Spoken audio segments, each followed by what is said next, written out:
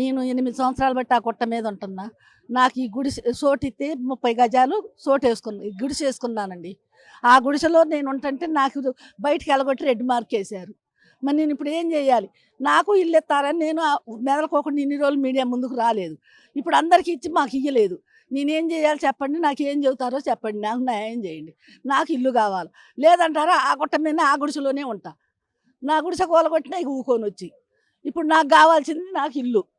నాకు ఇల్లు లేకుండా నాకు నేనేం కోర్టుకు పోతుందని నాకు కోర్టుకు వేసుకుంటున్నాండి. నాకేం తెలుసు అని కోర్టు వ్యవహారాలు తెలిసి కనీసం పోలీసుల ముందుకే పోలేము మేము. మేమేం మాట్లాడగలుగుతాం? మమ్మల్ని అన్యాయం చేశారు. ఇప్పుడు మాకు అన్యాయం చేసిన వాళ్ళు ఎవరు ఇప్పుడు రావాలి బయటికి? నాకు అందరికీ టోకెన్లు ఇచ్చారు, నాకేమీ ఇవ్వలేదు. అసలు నా పేరు కూడా పిలవలేదు, రాపించుకున్నా కూడా అక్కడ. ఇంక నాకు ఎక్కడ ఏంటి, నా ఆధార్ కార్డు కొట్టుకోండి, నా రేషన్ కార్డు కొట్టుకోండి, నాకైతే ఏమీ లేదు. ఎవరు ఏం సమాధానం చెప్పట్లేదు. ఆ రోజు పిలిచారు అని ఉంటే ఎంతసేపు ఉన్నా నన్ను పిలవలేదు. ఆ రోజు నుంచి ఈ రోజుకి ఇక్కడే ఉంటున్నా.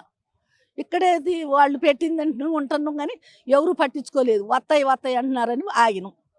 చెప్పండి, నాకు న్యాయం చేయండి. నా ఇంటికి ఇది ఎందుకు వేశారు అసలు?